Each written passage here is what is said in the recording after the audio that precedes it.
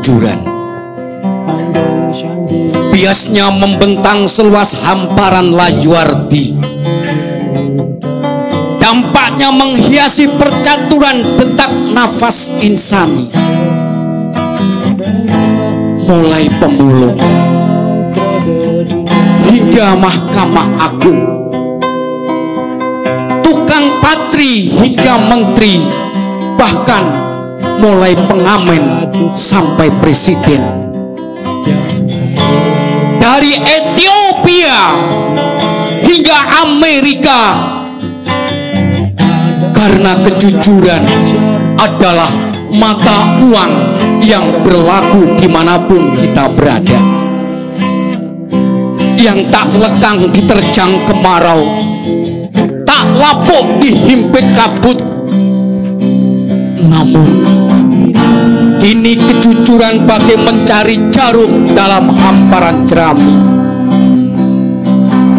Pejabat, wakil rakyat tega membohongi rakyat. Penegak hukum bisa berdusta sambil tersenyum.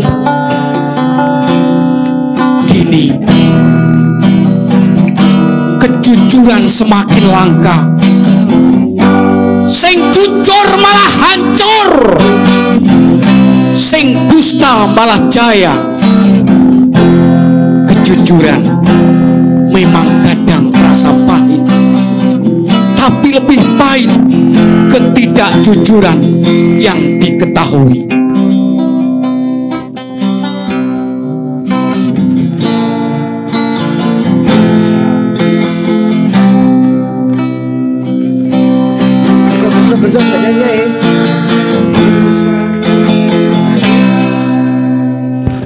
Sapi waduh.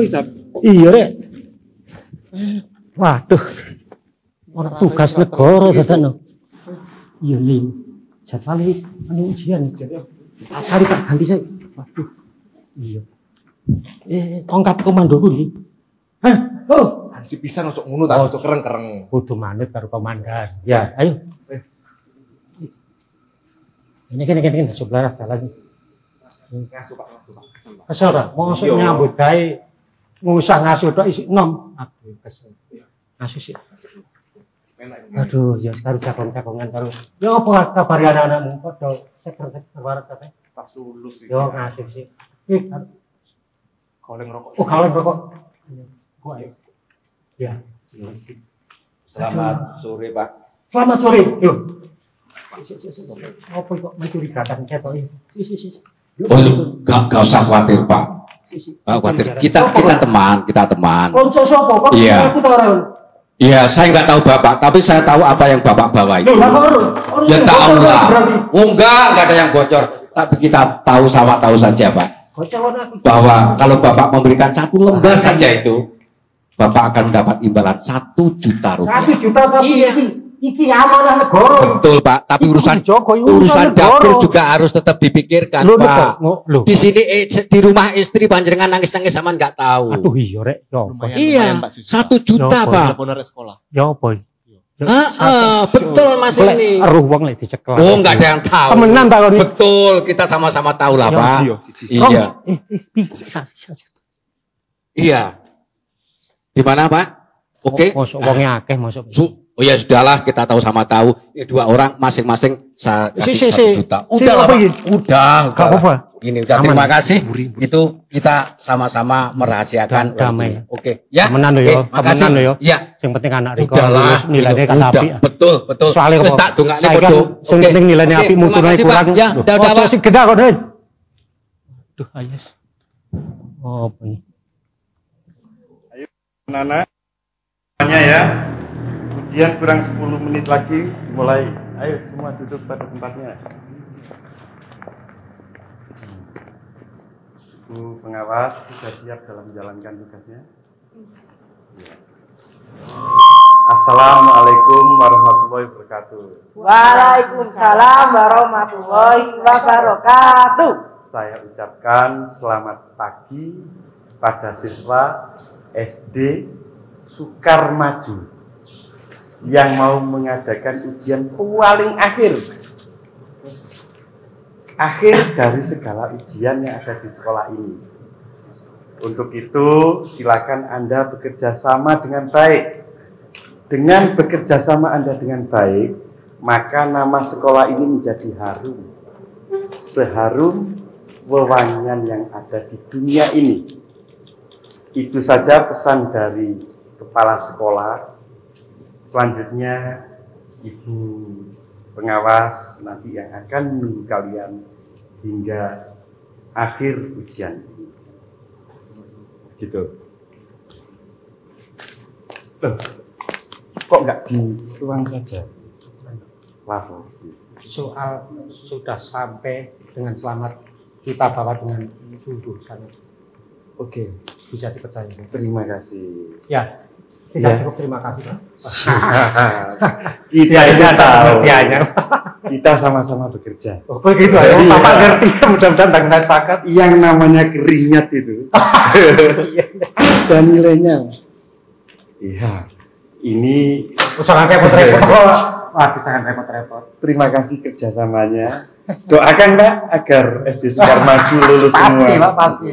Iya, iya. Jadi- Bapak pimpinan Bapak Jadi- kita tahu semua orangnya. Sudah, itu tenang saja. Monggo Ya, silakan diri. saya Saya mau nitipkan dulu ini. Oh, di ruang saya ya. Iya, terima kasih. Selamat datang. Monggo ini diberikan kepada anak. Terima kasih. Bu, beri salam dulu Bu ya. Boleh. Beri salam kepada Bu Guru cantik. Selamat sore Cikgu. Selamat sore anak-anak. Sudah berdoa? Belum Bu. Berdoa dulu. Berdoa mulai. Selesai. Kartu ujiannya tidak lupakan? Tidak Bu, ini Bu. Selalu di bawah. Okta mana? Ini. Kartu ujiannya? Ini Bu. Yuli? Oke. Sudah siap semuanya, alat tulis segera dikeluarkan.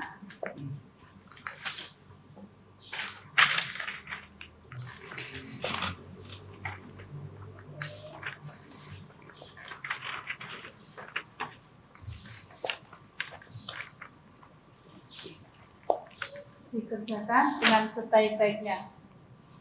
Bu, soalnya Kak sulit Bu. Apa? Ini ada soal, ada bebek 3, mati 2, jadi berapa Bu ini Bu? Kerjakan sendiri dong. Kalau pelajaran kan kamu suka celometan. Aku guru bisa aja. Sudah, kerjakan dulu. Ibu mau ke belakang sebentar. Jangan lama ya.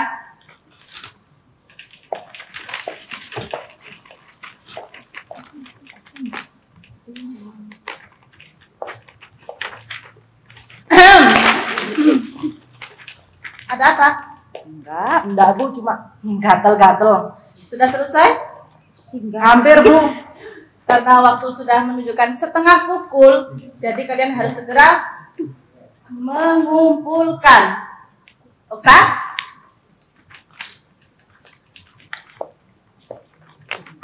Sudah. Bu, boleh pulang Bu ya? Ini kan mesti istirahat. Oh iya. Ngapain pulang? Istirahat dulu Bu ya. Ya, silakan istirahat.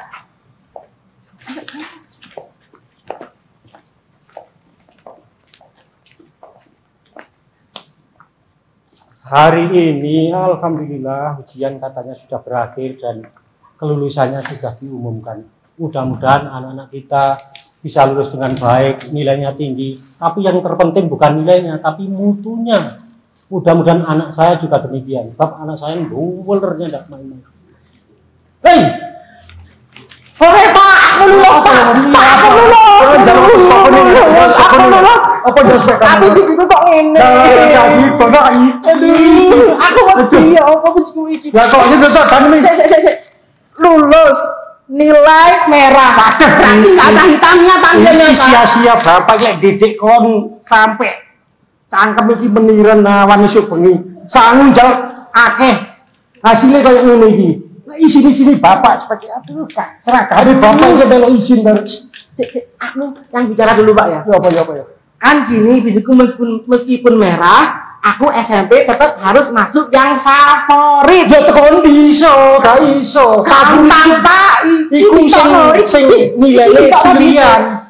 Mosok Pak seragame ngene iki sepatune apik. Aja isi-isi. Anake sekolah. Aja isi-isi. Sing cek-cekan lho Pak. Saiki ngene, nah, jare informasi sing daneme iki kurang, tapi iso mlebune sekolah favorit, misale lokale 6, sing danem terbaik dicoba misale rong kelas atau piro. Sisane iku ana perhitungane dhewe, aja main-main, bapak ibarat iki. Iki Pak. Ya apa bapak ditancakin sudah ditokno. Yo nang Pak Dinas, Pak Kepala Dinas. Kepala Dinas tak parah dari. Saiki Pak, rekaman ngene. Saiki Pak, iso gak wedi karo bapak. Aku tak mlebu nek sing apik Pak. Tapi kudu ana ketemu 4 mata. Oke Pak. Ojo kate kuping, ojo kate kuping. Ojo dikandakno wong liya. Iki rahasia iki. Sing ro awake dhewe tok. Ya, tapi ojo lali. Kira bapak susah. Saiki awake iki tak ayo tak golek dong panganan bebek-bebekmu kono ayo. Siap-siap.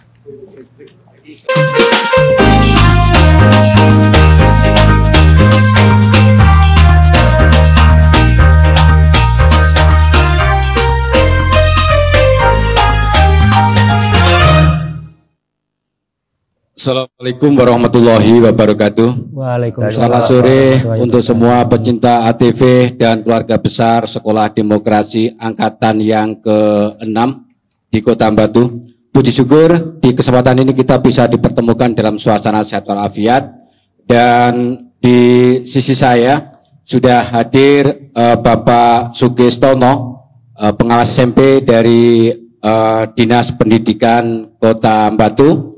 Juga ada Bapak Dikut, kemudian ada Bapak Ponco, yang mana beliau-beliau ini masih aktif mengikuti Sekolah Demokrasi. Baik pecinta ATV dimanapun Anda berada dan menikmati acara Gardu Demokrasi ini. Bicara masalah kejujuran, sekarang sudah menjadi hal yang sangat eksklusif, karena sekarang kejujuran itu sendiri sudah sangat dipertanyakan dan diragukan. Hal ini sudah kita ketahui bersama-sama baik dari media elektro maupun media cetak, bahwa ketidakjujuran pun sekarang sudah menyentuh dalam belantika dunia pendidikan. Maka dalam hal ini saya kepingin ajukan sebuah pertanyaan. Kami mohon nanti Bapak Kistono berkenan untuk memaparkan bagaimana Pak Dinas Pendidikan Kota Batu selaku lembaga resmi dalam mencerdaskan kehidupan bangsa sesuai dengan pembukaan UUD 45 dalam rangka menanamkan kejujuran dalam pendidikan sebagai salah satu bentuk moral dan etika yang mulia. Bapak Kiskampir, silakan. Terima kasih Mas Dimas. Pekerjaan kami memang itu yang pertama kali adalah mengedepankan kejujuran dalam segala aspek pendidikan, dan pada saat ini kami dilandasi oleh peraturan pemerintah nomor 17 tahun 2010 bahwa memang yang harus kita kedepankan adalah insan-insan. Yang pertama adalah yang insan yang beriman dan bertakwa, kemudian berakhlak mulia, cakap, sehat jasmani, toleransi peka, yang di dalamnya adalah kejujuran. Dalam kemasan pendidikan di Kota Batu khususnya dan umumnya di Indonesia, memang sebenarnya sudah lama pendidikan ini menyelenggarakan pendidikan karakter dalam berbagai macam kemasan. Dulu kita ingat dengan IMTAK, kemudian lalu berlangsung lagi dengan P4, kemudian pada 2003 Kota Batu merumuskan pendidikan budi pekerti. Tapi selama ini rupa-rupanya belum optimal. Kita sadari belum optimal. Kebetulan pada saat ini ada Inpres, ya, Inpres Instruksi Presiden, bahwa pendidikan karakter yang kita sebut dengan Pendikar, bukan PKB. Yang lalu namanya PKB, Pendidikan Karakter Bangsa, saat ini kita rubah menjadi Pendikar, maka akan dilaksanakan mulai tahun ini. Nah, apa yang menjadi dimensi pendidikan karakter tersebut? Yang pertama adalah pendidikan karakter yang nanti disinergikan ke seluruh mata pelajaran, kemudian pendidikan karakter yang nanti merupakan pembiasaan di kelembagaan. Nah, memang tidak mudah mengintegrasikan pendidikan karakter yang konon ada capaiannya adalah 19 indikator, tidak mudah, dan ini masih saat ini masih kita kemas demikian rupa, kita latihkan pada semua guru, pada semua sekolah, dengan harapan nanti sekolah-sekolah dapat menerapkan, guru-guru dapat menerapkan. Akan tetapi selain pendidikan, harapan kami bahwa pendidikan ini capaiannya hanya 30%, sedangkan yang 70% itu ada di masyarakat. Kebetulan di Gardu Demokrasi sudah mulai mengangkat pendikar ini, dan saya secara pribadi maupun kelembagaan terima kasih.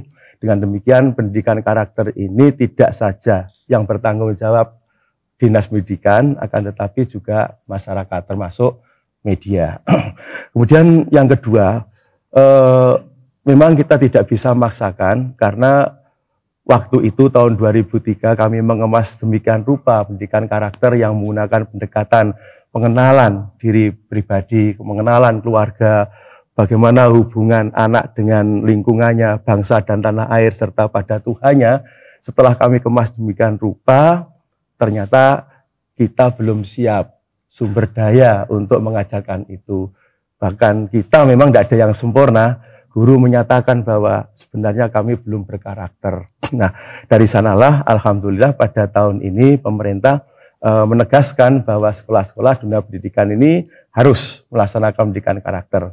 Nah, kemasannya nanti yang pertama yang akan kita lakukan adalah model pembiasaan. Nah, model pembiasaan ini sekolah boleh memilih apa yang akan ditonjolkan sekolah itu. Kalau sekolah itu menginginkan pendekatan pendidikan karakter lebih ke arah iman dan takwa, maka sekolah itu akan menyelenggarakan aspek-aspek kegiatan sehariannya adalah ke arah religius. Kemudian kalau sekolah itu ingin mengedepankan disiplin, ya memang total disiplin. Kalau jujur, jujur. Sehingga kalau nanti seorang masuk ke sekolah tersebut, maka sudah akan terasa auranya. Oh, sekolah ini mengedepankan religiustik. Oh, sekolah ini mengedepankan cinta pada lingkungan. Sekolah ini menekankan pada jujuran. Nah, tentu ini harus disertai dengan upaya-upaya sekolah itu. Kalau religiustik misalkan, maka sekolah kan harus menyiapkan gurunya. Maka semua guru di situ harus mencerminkan bahwa guru itu seorang religius. Bagaimana sarana prasarananya? Sarana prasarana juga harus menunjukkan religiustik. Di sana ada pamflet-pamflet, taat beragama, iman dan takwa. Apakah sholatmu sudah tepat waktu? Tempat-tempat ibadah di sana harus disiapkan. Kurikulumnya juga harus dikemas demikian rupa. Dari mulai visi sekolah harus mencerminkan religius. Kemudian misinya harus religius. Kemudian sampai ke materi pelajaran yang terintegrasikan juga harus religius. Nah, ini tentu tidak bisa saat ini sekali jadi, akan tapi memerlukan waktu yang panjang dan sangat yang strategis. Tentu ya kita sadari bahwa pendidikan ini tidak sebagaimana kita memproduksi barang-barang teknis, akan tetapi memproduksi jiwa, dan hasilnya juga tidak bisa kita lihat sekarang, akan tetapi nanti ketika mereka-mereka ini sudah terjun di masyarakat. Misalkan cinta pada lingkungan, maka sekolah itu juga harus mengemas demikian rupa. Paling tidak kalau kehidupan bersih, sekolah itu sudah tampak bersih. Ya, bahkan debu saja tidak ada. Bagaimana debu tidak ada? Nah, di sana harus disiapkan tenaga pembantu kebersihan yang siap melaksanakan membersihkan kelas itu. Di sana sudah disiapkan sarana prasarana tentang bagaimana membuang sampah, mengelola sampah yang benar, dari memilah basah dan kering, kemudian ada tindak lanjutnya kompos, dan tindak lanjutnya bagaimana kompos itu diupayakan demikian rupa yang akhirnya setiap hari itu anak-anak bergaul, bergelut dengan nilai-nilai kebersihan itu. Dan banyak lagi, ada 19 capaian. Nah, saat ini yang kita kerjakan adalah menyamakan persepsi di tingkat kelembagaan. Bagaimana lembaga ini, apa yang akan dipilih?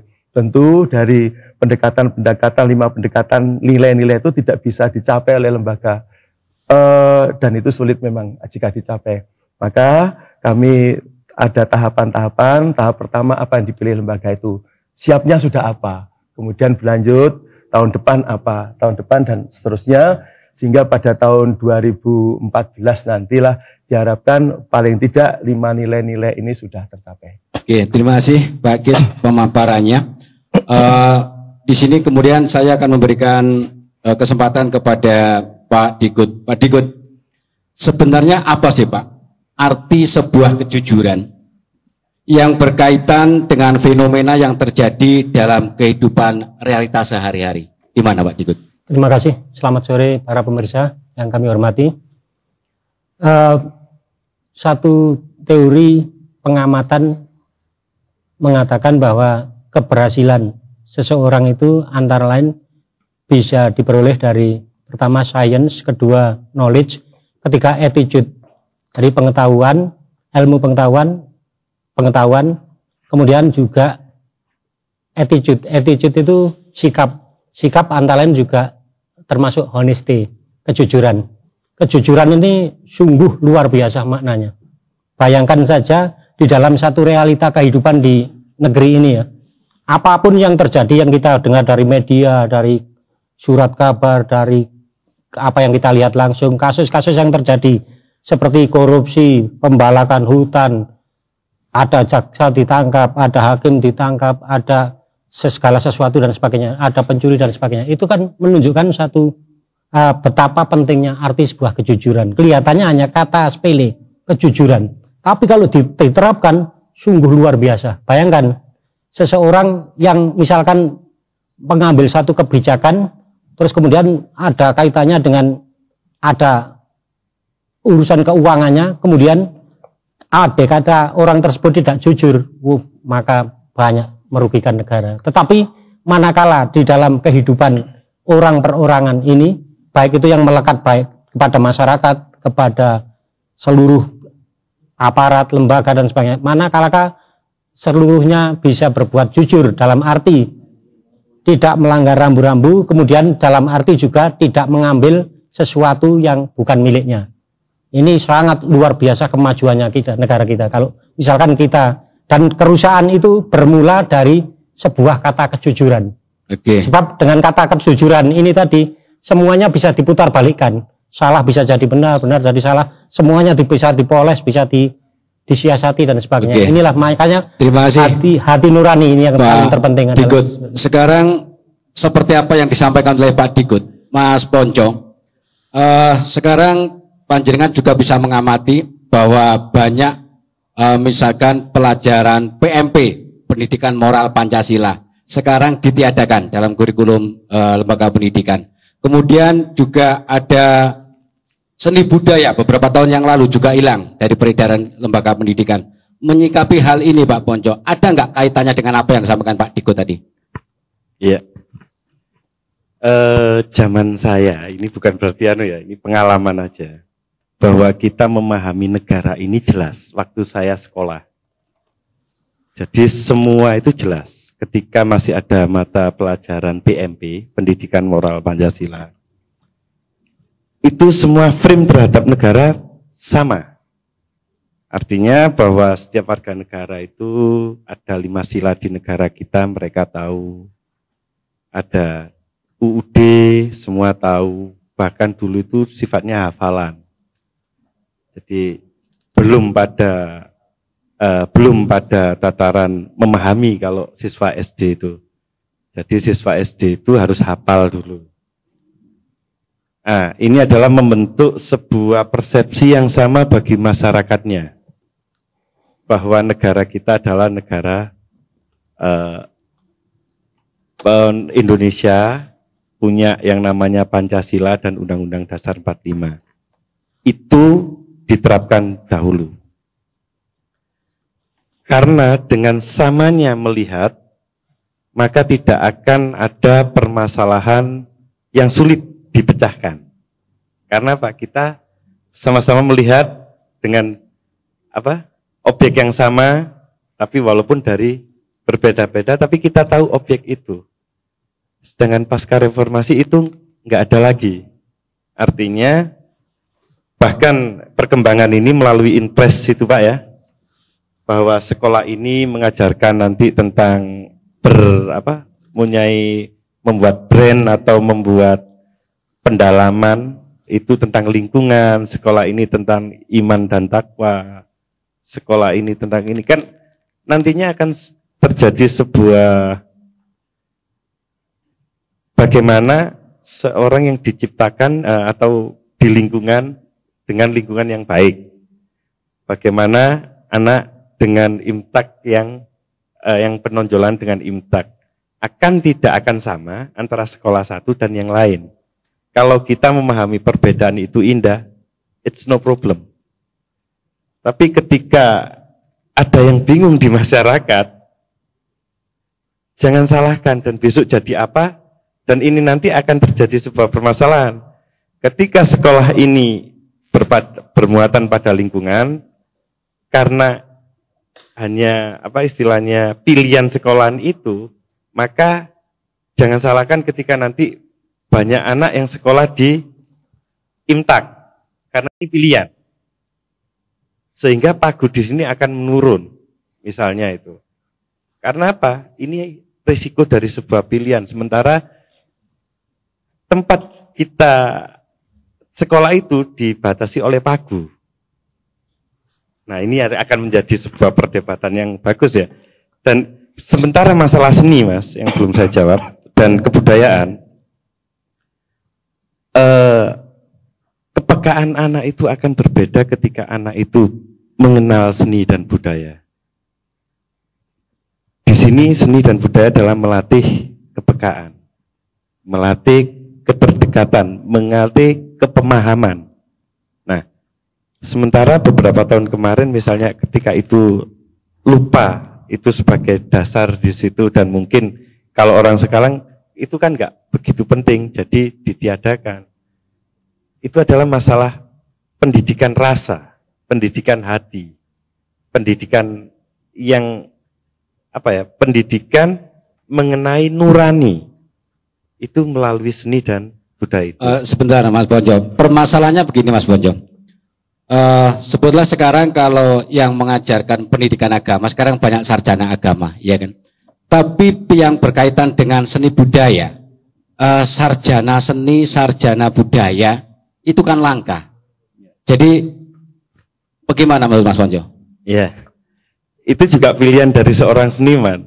Seniman yang sering puasa sampai 5 tahun misalnya ya, puasa, terus dia akan mendapatkan hari rayanya ketika 5 tahun.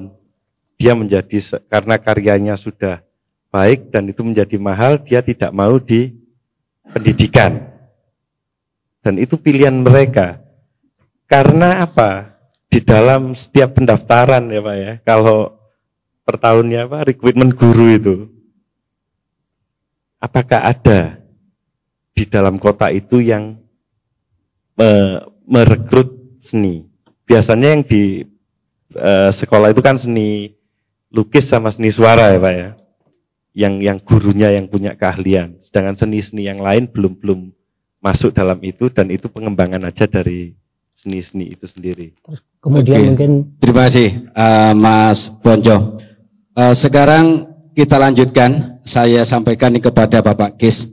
Pak Kis, kalau beberapa tahun yang lalu istilahnya PSB, sekarang dirubah lagi menjadi PPDB ya Pak.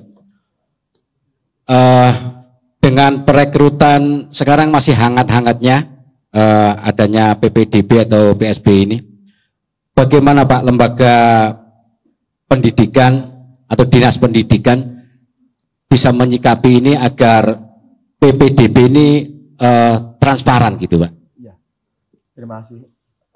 Sebelum saya ke sana akan meluruskan dulu Pak Ponco, bahwa sebenarnya sampai saat ini di struktur kurikulum kami di pendidikan dasar dan menengah, pendidikan kewarganegaraan itu masih ada, masih kita ajarkan.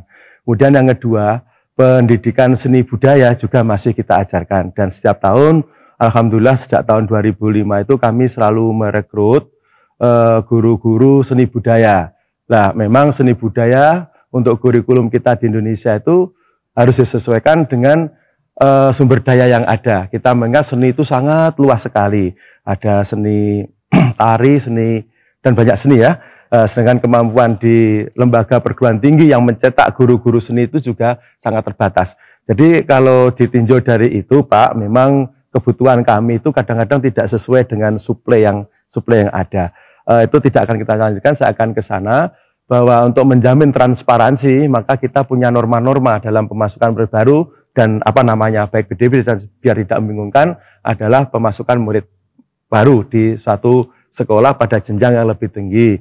Nah, untuk SMP, MTS, SMA, MA, dan SMK kami sudah benar-benar menggunakan transparansi karena yang akan kami hitung adalah misalkan seperti di RSBI itu selain yang diperhitungkan adalah UN itu sendiri adalah nilai anak itu dari sekolah dari semester sekian sampai sekian. Nah, tentu SMP dan SMA berbeda. Dari perhitungan itu masih saja RSBI itu menggunakan tes. Ada tes akademik, tes umum, dan tes psikologis. Dan dari sanalah memang akan selalu normatif dan diumumkan secara periodik. Kemudian yang untuk umum yang saat ini baru saja diumumkan tadi pagi, kami juga sudah menyelenggarakan berdasarkan NON. Nah, bagaimana transparansi? Tetap pada saat pendaftaran itu sesuai dengan kebutuhan. Bukan berarti sekolah negeri atau sekolah yang baik itu menyeleksi anak yang baik tidak baik, bukan. Karena masih saja beracuan pada daya dukung yang ada, yaitu tempat duduk. Karena saat ini pada era standarisasi ini kita dibatasi satu kelas itu ada 32 siswa untuk maksimum. Toleransi sampai ke 34, 35 karena kita tidak mungkin, Pak, kalau misalkan dalam menerima satu kelas kemudian pendaftarnya itu 36 lalu kita split 4 ini mau kemana? Andai kata tidak lalu kita buat 2 kelas juga tidak mungkin, itu biayanya terlampau tinggi. Jadi masih ada toleransi. Namun ke depan harapannya 32. Nah, sebab itulah dari transparansi ini ketika pendaftaran itu kita sampaikan kepada masyarakat bahwa pagu yang ada di sekolah X, katakanlah sekolah X saja, misalkan 168, ya kita 32, maka rombongan belajarnya jelas, misalkan aja 5 rombongan belajar. Itulah yang diperebutkan oleh masyarakat. Nah, bagaimana merebutkannya? Tentu diseleksi, berdasarkan kriteria yang ditentukan. Satu, nilai. Yang pertama nilai. Yang kedua, domisili. Nah, bagaimana dengan domisili yang dari luar kota ke sini? Maka ada perlakuan khusus, yaitu melakukan tes ulang yang menggunakan variabel-variabel yang telah ditetapkan. Begitu, Mas. Kemudian yang ini, Pak Gis, untuk kuota siswa dari keluarga miskin yang 20% itu di mana, Pak? Ya, tentu di sana ada aturan-aturan tertentu. Sebenarnya kan sekolah gratis itu tidak ada, Pak. Sebenarnya, Pak. Jadi berdasarkan hukum, berdasarkan peraturan perundangan, sekolah gratis itu tidak ada. Sekolah gratis karena tidak ada, maka sekolah itu karena memerlukan biaya, maka ada pihak-pihak yang membiayai. Dalam hal ini yang membiayai adalah pemerintah melalui dana BOS. Kemudian adalah dana sharing dari peran serta masyarakat. Nah, bagaimana dengan anak 20% miskin itu? Nah, inilah problem kita, Pak Dimas, dan mudah-mudahan forum ini dapat menyadarkan kita. Ketika kita tuangkan program bantuan kemiskinan, kalau orang itu 100, maka 80 orang mengatakan miskin. Ini problem kita. Sehingga kita harus menyeleksi. Kejujuran bagi masyarakat. Jadi dari sana memang kita kadang-kadang sulit. Akan tetapi kalau pada data tertentu yang kita perlukan, maka semuanya menjadi kaya itu. Tidak jujur lagi. Nah, ini problem kita, Mas Dimas, ya. Oleh sebab itu kami mohon masyarakat, bagaimana kategori miskin kan sulit, ya. Kita sulit ukurannya. Tapi kalau memang sudah bisa digunakan untuk memenuhi sandang, pangan, harian, juga anak-anak, maka pada saat ini katakanlah orang itu sudah tidak pada berada kategori miskin. Kalau pada miskin dibandingkan dengan miliarder, ya semuanya akan menjadi miskin. Itulah. Baik, Mas. Terima kasih, Pak Gis. Sekarang saya melemparkan pertanyaan ini kepada Pak Digut. Pak Digut, tentu panjenengan juga sudah tahu bahwa Kanjeng Nabi pun pernah bersabda itu tolabul ilmi faridotun, mencari ilmu itu wajib. Dan hak seseorang untuk mendapatkan pendidikan itu sama besarnya seseorang itu mendapatkan udara untuk bernafas, Pak Digut. Jadi seharusnya mendapatkan pendidikan itu mudah dan murahnya seperti kita bernafas. Tapi faktanya melihat apa yang Pak Dikut perankan tadi? Bagaimana Pak Dikut menyikapinya? Ya, pendidikan kita tidak bisa, pendidikan itu murah. Kita lihat materi pendidikannya itu sendiri. Gitu loh. Yang jelas pendidikan itu kan upaya menyadarkan tiap orang pentingnya ilmu pengetahuan, ya kan? Ini untuk menunjang kemudahan hidupnya, untuk menunjang kesuksesan hidupnya. Karena apa? Segala sesuatu yang bisa dicapai oleh seseorang itu kan tergantung daripada sejauh mana dia mempunyai pengetahuan, ilmu pengetahuan dan segala usaha dan sebagainya. Nah, makanya saya kira pendidikan ini mahal sekali. Makanya pemerintah sekarang ini kan sangat besar sekali anggarannya untuk pendidikan. Karena pendidikan memang mahal. Ya, saya kira termasuk pendidikan. Ini kan pendidikan ada formal, ada non formal. Mestinya pendidikan ini tidak berhenti hanya di sekolah saja, tapi pendidikan di masyarakat, pendidikan di non formal dan sebagainya. Kalau dulu ada yang namanya Diklispora dan sebagainya, itu terus sehingga anak lulus masih dikejar dengan pendidikan luar sekolah untuk menghantarkan ke jenjang-jenjang lebih berikutnya dalam rangka menghantarkan kesuksesan warga negaranya, kan begitu. Makanya juga menangani pendidikan ini dibutuhkan satu ketulusan, satu ketelatenan, dan tidak ada batasannya. Sampai orang mau mati pun juga masih mau belajar bagi orang yang baik. Karena apa? Mahalnya ilmu pengetahuan, manfaatnya, besarnya hasil daripada satu ilmu pengetahuan tersebut. Baik Pak Dikut, terima kasih. Barangkali dari pecinta ATV ada yang ingin beratensi atau memberikan pertanyaan, kami buka. Halo. Iya, halo. Selamat sore, Bu. Selamat sore. Iya. Masa ibu-ibu saya ini ya? Oh, ini Bapak. Maaf. Oh iya, nama saya Rahman. Bapak Rahman di mana? Di Ngagle. Oh, di Ngagle. Iya. Saya tertarik dengan tema hari ini tentang pendidikan dan kejujuran. Iya. Cuma perlu saya sampaikan bahwa saya teriang-iang dengan apa yang dikatakan oleh M.H. Ainun Najib. Indonesia tidak akan pernah sampai ke langit kalau dia hanya bisa menumpuk makalah. Nah, mengawali pernyataan saya sore ini terkait dengan pendidikan dan kejujuran, orang bijak berkata, hendaklah kalian senantiasa jujur. Tidaklah pedang tajam di genggaman laki-laki yang gagah berani lebih mulia daripada kejujuran. Kejujuran merupakan kemuliaan, meski engkau membencinya. Dan kebohongan adalah sebuah kehinaan, meski engkau menyenanginya. Barang siapa yang memahami hakikat kebohongan, maka dia akan menaruh perhatian terhadap kejujuran. Ini dua statement ini, dua kata-kata bijak ini mungkin cukup mewakili potret pendidikan dan kejujuran yang ada di Indonesia ataupun di berbagai wilayah dan terutama mungkin di Batu. Nah, terkait dengan pendidikan kejujuran, terus terang kalau boleh saya berdoa kepada Tuhan, gempa aja Bu Indonesia ini gitu loh. Kalau enggak tsunami aja gitu loh. Kenapa? Saya melihat mulai dari pucuk pimpinan sampai anak SD saat ini sulit kita menemukan yang namanya kejujuran. Apalagi di dunia pendidikan. Baik itu di tingkat SD, kemarin kita sempat menonton bersama fenomena contek massal. Termasuk juga bagaimana anak SD disuruh membagi-bagikan jawabannya di Surabaya. Itu kan potret pendidikan hari ini. Nah, makanya kalau Bapak tadi menyampaikan pendidikan karakter, seberapa besar kontribusi pendidikan karakter ini terhadap kejujuran? Jangan-jangan ini belum diuji konsepnya, gitu loh. Karena terus terang, berbicara kejujuran, berbicara pendidikan, ini merupakan sesuatu yang perlu kita rawat bersama-sama. Kenapa? Terutama kita ataupun siapapun di antara kita sebagai seorang guru, ini perlu memberikan contoh ataupun teladan. Banyak sekarang penyimpangan-penyimpangan dalam dunia pendidikan, sogok menyogok, ya terus terang. Ini di dunia university, perguruan tinggi juga terjadi jual beli nilai, skripsi, tesis, disertasi, nilai A sekian, nilai B sekian, nilai C sekian. ini di perguruan tinggi, apalagi di tingkat bawahnya seperti SMA, SMP, SD.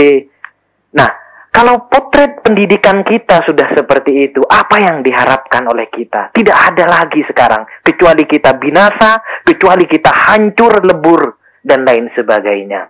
Oke, nah, karenanya Pak Faid, yang menjadi penting dalam hal ini saat ini adalah mau dibawa kemana pendidikan di Indonesia ini? Apakah cukup dengan hanya membicarakan tanpa aksi yang nyata? Karena bagi saya, terus terang saya melihat bahwa ada sifat-sifat dan perilaku-perilaku manusia yang sudah tidak keluar dari norma-norma agama. Ada 3 hal, Pak, sekarang ini yang menjadi penyakit masyarakat, yaitu ilmu yang sudah tidak bermanfaat lagi, amal yang sudah tidak diterima lagi, dan doa yang sudah tidak dikabulkan lagi oleh Allah. Apabila ini telah merajalela, maka inilah kehancuran kita.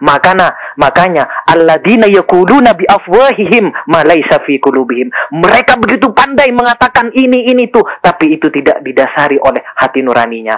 Makanya Indonesia akan hancur apabila kita mahal menemukan kejujuran itu. Terima kasih, Pak.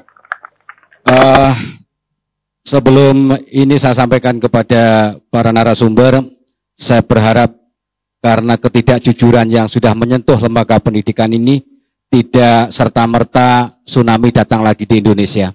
Kita masih bisa istighfar. Pak Gis, monggo Pak Gis. Terima kasih Mas Rahman atensinya. Saya yakin kalau melihat pandangan Mas Rahman adalah hasil produk pendidikan. Salut Mas Rahman. Di antara 240 juta itu masih ada Mas Rahman, dan saya yakin Mas Rahman yang lain juga masih banyak. Akan tetapi kita sulit mengidentifikasi.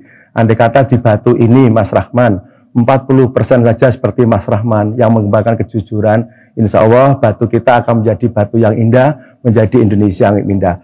Bukankah Mas Rahman produk dari pendidikan? Coba Mas Rahman ingat-ingat, tidak semua pendidikan menghasilkan orang yang sebagaimana Bapak nilai. Pendidikan juga menghasilkan seperti Mas Rahman yang lain. Banyak kok Indonesia itu yang masih bagus, banyak. Hanya saja kebetulan yang jelek itu mencuat, yang tidak bagus itu tidak mencuat, sehingga nilai-nilai kejujuran itu kadang-kadang nilai-nilai yang baik itu sulit untuk diangkat. Bagaimana aksinya? Tentu pendidikan tadi sudah saya sampaikan, pendidikan tidak bisa memproduk sebagaimana barang-barang teknis. Pendidikan yang diolah itu olah pikir, olah hati, olah jiwa, olah raga, dan olah rasa. Nah, untuk mengelola ini sebenarnya perlu ilmu-ilmu tertentu, perlu seorang profesional yang membidangi masalah itu. Nah, tentu Mas, kita mengedepankan olah hati ini, ya tentu karena hati yang kita olah beragam dari keberagaman itu tentu tidak semudah apa yang kita pandang, kita rasakan. Perlu waktu dan perlu bantuan. Perlu kita ingat Mas Rahman bahwa tanggung jawab pendidikan ini sebenarnya kan bukan dari dunia pendidikan semata, tanda petik, Kemendiknas dan ke bawahnya, bukan. Anak-anak kita di sekolah kita itu hanya 30% saja, sedangkan yang 70% ada di rumah. Kami tidak mencoba menyalahkan masyarakat. Kami yakin bahwa orang tua itu juga menginginkan anaknya jujur seperti Mas Rahman, anaknya bijak seperti para ustadz, para dai dan sebagainya. Akan tapi banyak variabel-variabel, faktor-faktor yang mempengaruhi. Inilah yang perlu kita minimalkan sehingga anak-anak ini benar-benar anak-anak akan belajar sebagaimana dia belajar sesuai dengan jati dirinya, kemudian dia akan mengekspresikan dirinya bahwa saya adalah saya, mempunyai percaya diri. Oleh sebab itu tanggung jawab pendidikan, tanggung jawab kejujuran pada tema ini bukan semata-mata tanggung jawab pendidikan saja, akan merupakan tanggung jawab seluruh pihak.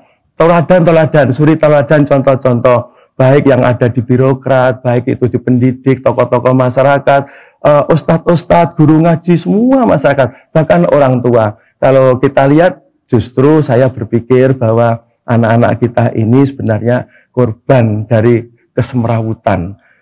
Dari kesemrawutanlah itu anak lalu kehilangan percaya diri, anak kehilangan jati diri, akhirnya panutannya sudah tidak ada lagi. Dan kita lihat panutan anak-anak sekarang itu sungguh sangat banyak.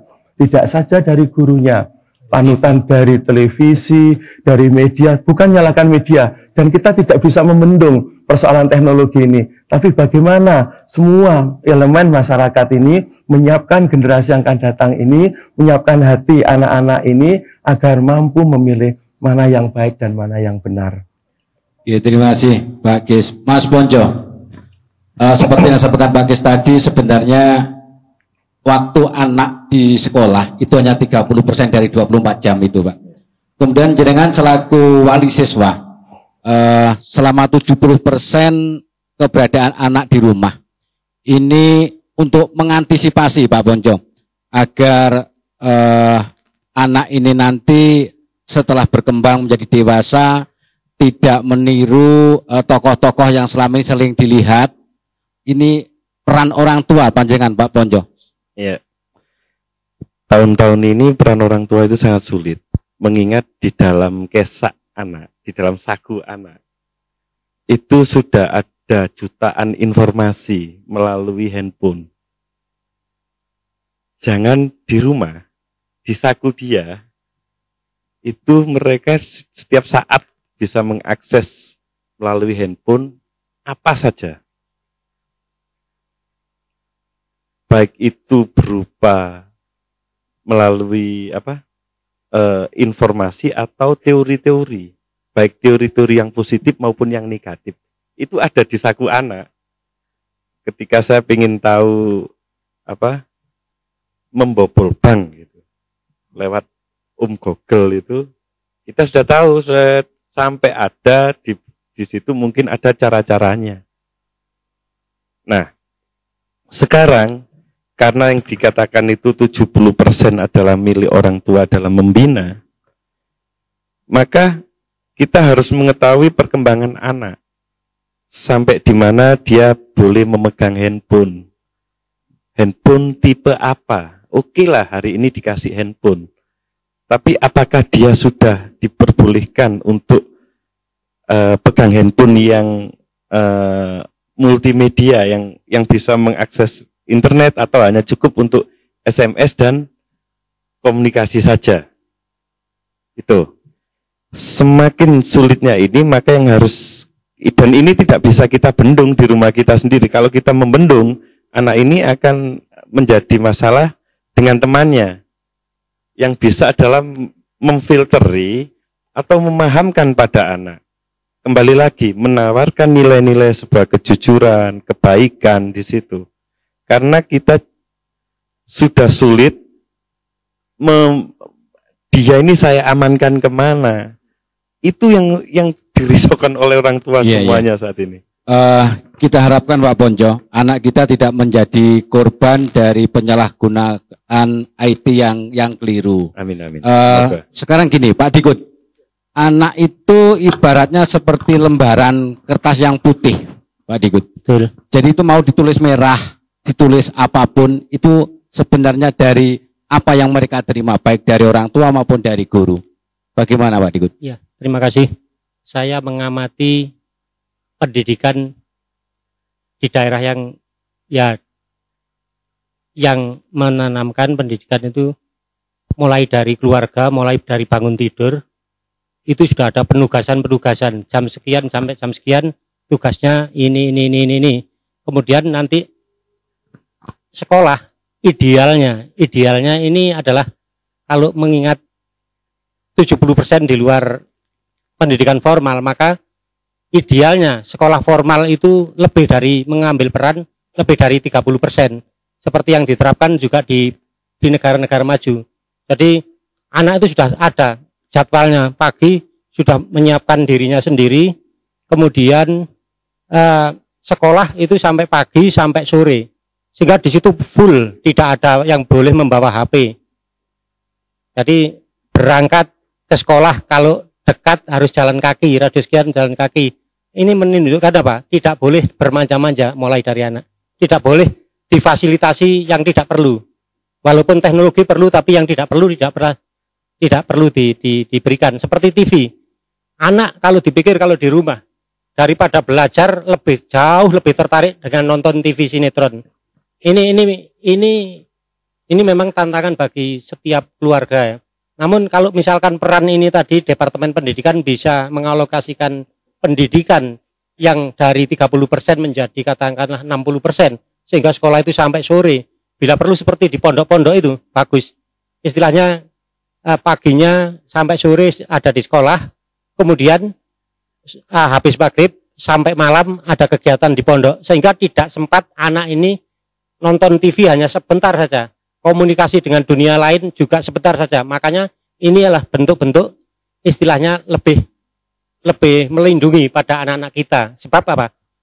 Anak-anak ini banyak kebobrokan ternyata adalah pengaruh daripada yang 70% tadi di masyarakat. Ada kawannya sesuatu mempengaruhi yang tidak baik, cepat bereaksi. Tapi yang sudah ditanamkan dari rumah, dari sekolah yang baik, kadang-kalanya sulit masuk, tapi ada pengaruh sedikit saja dari luar. Kenyataannya banyak kenakalan remaja kan diakibatkan dari pergaulan di luar itu. Nah makanya sebaiknya baik itu pendidikan, baik itu yang dikelola oleh negeri maupun swasta, idealnya memang harus di backup untuk lebih banyak mengambil porsi jam pelajaran, jam pendidikan. Kalau kita mau memaksimalkan. Oke. Terima kasih. Pak Gis, bagaimana Pak peran Dinas Pendidikan terutama lembaga pendidikan pada umumnya ini untuk mencetak anak-anak ini bisa menjadi insan-insan yang memegang kejujuran. Karena permasalahannya akan begini Pak Gis, kejujuran itu kaitannya dengan hati Pak. Sekarang kita tahu sendiri banyak di media itu banyak tokoh-tokoh dari birokrasi itu sekarang menjadi aktor Pak. Monggo Pak Gis. Yang sulit dijabarkan karena kejujuran itu memang sifatnya intangible ya, sulit diukur. Hanya saja memang agar anak menjadi jujur maka perlu kita biasakan bahwa setiap langkah, setiap detik apa yang dilakukan anak-anak ini memang bernuansa kejujuran. Contoh saja karena tugas kami memang di Dinas Pendidikan, contoh saja guru sains, guru IPA. Bagaimana guru IPA itu melatih kejujuran? Contoh misalkan Mas Dimas ditugasi gurunya mengamati berbagai macam makhluk hidup di lingkungannya. Maka di sana Pak Mas Dimas akan mengambil data secara jujur. Nah, tentu kalau pesan-pesan kejujuran dimulai dari sana, maka kalau anak bilang bahwa di sana ada 5 kambing, maka yang ditulis adalah 5 kambing. Kalau di sana dia menemukan 12 cacing tanah, maka ditulis 12 tanah. Ini merupakan suatu pembiasaan kejujuran. Nah, kejujuran selanjutnya dibawa ke kelas, maka anak ini juga melaporkan secara jujur. Dia akan menyampaikan apa yang diambil tadi, yang data yang diambil itu. Akan menyampaikan kepada teman-temannya bahwa kemarin saya mendata di tempat A, itu ada 5 kambing dan 12 cacing tanah. Nah, kalau semua guru akan menyampaikan seperti ini, insya Allah anak-anak ini setiap detiknya, setiap harinya akan berlaku jujur.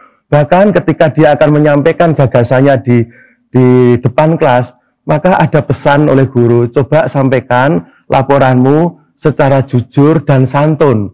Maka jabaran santun sudah sampaikan. Santun itu adalah menghargai orang lain dan sebagainya. Maka anak tersebut juga akan menyampaikan secara santun. Nah, nantinya semua guru akan seperti itu. Kalau melatih kejujuran, maka semua guru akan, kalau menghitung 7 kali 7, 49, maka anak akan dengan percaya diri, 7 ditambah 7 sampai 7 sampai 49. Harus percaya diri. Kalau semua guru seperti itu, maka insya Allah kejujuran akan terbentuk. Apakah semua sekolah sudah menerapkan metode itu Pak Gis? Memang kami paksakan untuk itu. Semuanya rupa-rupanya kalau tidak dipaksakan, sulit juga untuk mencapai goal. Memang kami paksakan dan kami monitor, kami latih, kami paksakan, kami monitor, kami evaluasi untuk mencari itu. Sehingga nantinya ada sanksi dan tentunya hal-hal yang baik merupakan best practice dari sekolah itu kami sampaikan ke sekolah lain sehingga sekolah lain akan mendapatkan pengalaman-pengalaman yang berharga. Demikian Mas Dimas. Ya, terima kasih Pak Gis, dan saya kembalikan kepada pencinta ATV, barangkali mau ada yang atensi mengajukan pertanyaan, ide dan sebagainya. Kami masih membuka diri, narasumber kami sudah siap untuk memberikan jawaban-jawaban. Dan kali ini sebelum break, satu lagi pertanyaan saya buat Mas Ponco. Kejujuran membuat anak atau insan yang jujur. Ini sekarang ini ibaratnya kita itu melukis di atas air, Mas Ponco. Mas Ponco sebagai orang tua punya metode spesial untuk ini? Iya, memang melatih sebuah kejujuran itu memang sulit. Karena kita sudah dicoba untuk bermain jujur, misalnya bermain tradisional itu Pak ya, engklek. Main engklek itu adalah melatih kejujuran. Ketika dia kena garis dikit, dia harus out, harus diganti temannya. Nah, permainan itu sudah kecil adanya di lingkungan teman kita. Terus justru permainan yang sifatnya tanda kutip judi, sifatnya judi, itu semakin dikembangkan oleh media-media permainan game-game elektronik itu. Sehingga di sini kurang seperti engklek, terus gobak sodor, itu kan mengajari kita semua bersama-sama melihat sebuah kesalahan atau kebenaran. Karena ketika ada masalah di situ ada negosiasi, di situ ada cara untuk menyelesaikannya, bahwa dia salah atau benar. Nah, ini sudah nggak ada. Artinya ketika kita mencoba anak itu dilatih dengan bermain tradisional, itu saya kira akan menjadi bisa. Oke, terima kasih Pak Ponco. Waktu kita sebenarnya kita kepingin sekali bincang-bincang ini, talkshow ini masih bisa berlanjut, namun kita dibatasi oleh waktu. Dan ternyata untuk mencetak insan yang jujur kita melibatkan segala komponen, baik itu guru, kelembagaannya dan orang tua, dan itu harus bareng-bareng untuk mencetak insan yang bisa jujur. Pak Gis, sebagai penutup Pak Gis, konsep pendidikan yang baik sehingga menghasilkan manusia yang jujur, Pak Gis. Ya, terima kasih. Pendidikan adalah merubah perubahan perilaku dari mulai tidak bisa menjadi bisa kemudian menjadi dewasa. Nah, dalam hal ini tentu agar anak akan menjadi jati dirinya, maka perlu keseimbangan kebutuhan anak itu. Bisa saja yang kita butuhkan itu anak tidak perlu. Oleh sebab itu, maka bagaimana pendidikan yang baik? Pendidikan adalah sesuai dengan kebutuhan anak, sesuai dengan perkembangan anak, sehingga anak akan senang ketika terdidik, anak akan merasa bahagia ketika mendapatkan pelajaran yang akhirnya akan menumbuhkan kedewasaannya. Oke, terakhir Pak Dikut. Ya, konsep pendidikan yang bangga menghasilkan manusia yang jujur. Ya, saya kira melalui IMTAK, karena pendasaran moralnya dari IMTAK dan IPTEK. Dari IPTEK itu bahwa itu tadi science, know-how, knowledge, dan attitude ini melekat jadi satu. Sekarang keberhasilan seseorang atau besarnya negara itu kan tergantung daripada hasil pendidikan. Katakanlah negara bisa membuat api kecepatan 100 km per jam. Makanya pendidikan harus disesuaikan dengan tuntutan kemajuan zaman dan harus diprogramkan dibarengi dengan IMTAK dan IPTEK tadi. Ini makanya saya katakan pendidikan itu adalah mahal. Kalau kita mau merancang manusia bisa sampai ke bulan, bisa menciptakan pertanian luar biasa, bisa menjadi pilot, bisa jadi profesi yang banyak. Oke, terima kasih Mas Ponco. Ini akan mulai hari ini semua ini jujur, pendidikan saya ini harus jujur, jujur, masyarakat jujur. Kalau masyarakat itu masih orang yang sudah cukup masih minta SM, itu namanya masyarakatnya yang miskin, itu enggak. Dan itu mulai dari semua masyarakat kita akan makan tadi itu tidak sampai terjadi. Terima kasih. Terima kasih pendapat demikian yang dari sekolah KTM menyampaikan ke atas kesudahan pada kelompok 1 kelompok 4 sekolah demokrasi tanam Barangkali kurangnya saya mohon maaf, moga Bapak dan temu sempat warahmatullahi wabarakatuh.